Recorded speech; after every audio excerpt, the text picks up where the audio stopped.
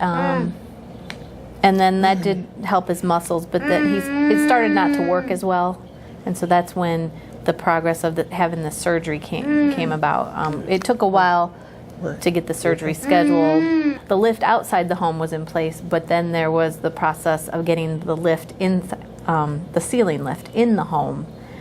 The surgeon did not want to do Charles's surgery to loosen his muscles until there was appropriate equipment inside the home to care for him once he came home for recovery. It's a ceiling lift, so the equipment is actually in the ceiling of the home, and then the lift hangs, the hammock hangs from that equipment and can move Charles up and down and across the room. It's very expensive equipment and not necessarily installed in many, your home has to be up to code and there has to be a lot of things done. There was a lot of hurdles to go through. The equipment was actually donated by a provider here in town. We just were paying for, he just charged us for labor and time, which was a huge donation. Charles had, I don't know the exact name of the surgery, but it's a hip and leg surgery done on patients who typically have cerebral palsy and have the stiff muscles and ligaments that won't release. So they do a surgery to release those ligaments and tendons so they can loosen their legs and be more accepting of physical therapy. So he can be maneuvered more and get more of his physical therapy. And then he's in a cast from his waist down for quite some time while he heals and recovers. So it can be a little uncomfortable, and there needs to be special equipment there to care for him and lift him and move him around during that time. It was time consuming. But I mean, he was doing good. I was the one that was the wreck, okay? He's got a couple of boo-boos down here from the cast rubbing it. But he moves, he shakes his legs sometimes, and he'll do like this, and he's raising his arms and stuff. I'm very pleased with the outcome of that. He's not going to have anything else done. I mean, not like that, because he got his eyes done, both of them. He got his teeth fixed, okay? He had his legs done, and that's enough. Plus the buccal film, that's enough for my baby for 1 year. He looks at you, and he'll look at you, and he will try to make sounds. And he will move, and he's a happier person. And I like it.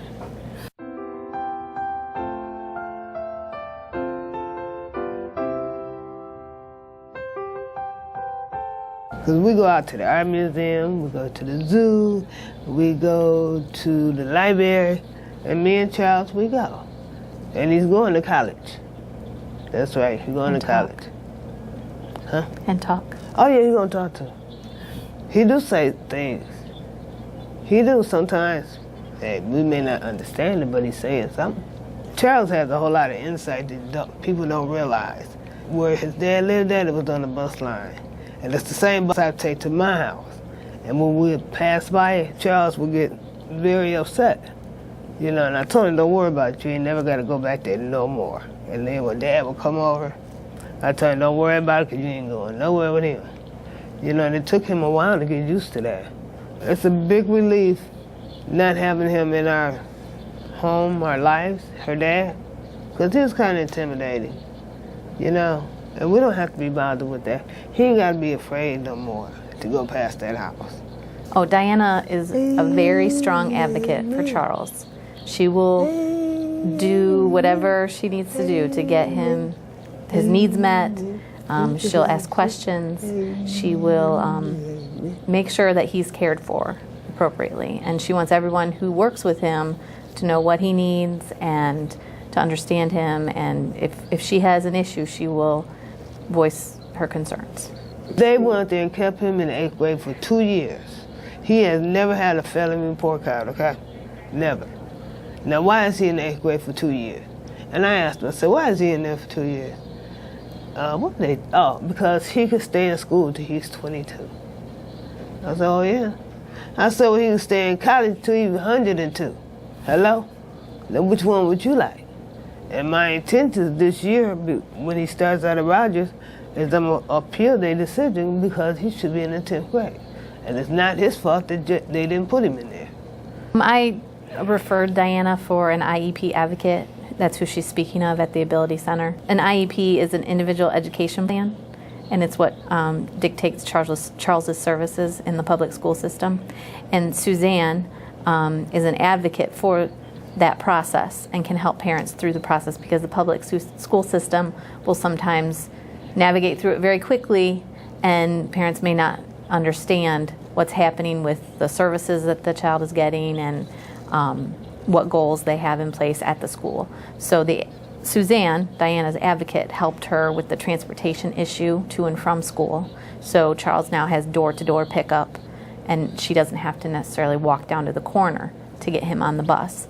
And also it helped, Suzanne helped her with making sure that he got bumped up to high school.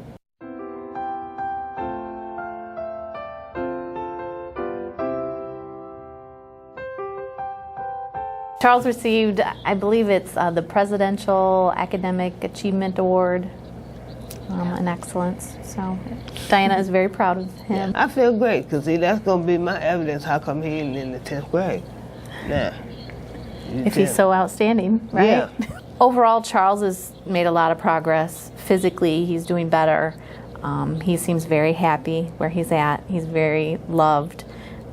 And Diana is understanding the systems a little bit better we all struggle sometimes to work together, all the systems, but she's understanding the process a little bit better, and she knows who to call for what problem. I would love him to go out to Ann Grady. I went out there and I seen it. I didn't make an appointment, I just went out there, and they gave me a tour, and I felt very comfortable, with what I seen, and very impressed.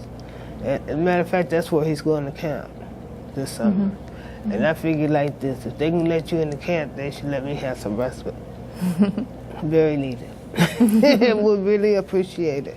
I think I'll probably take a nap. Take a nap. I'm serious, because I'm tired. I really am. He loves grandma, and he loves his music. He has special music that he likes. And I don't want to listen to no rap stuff, because they talk nasty. So he listens to church music. Amen.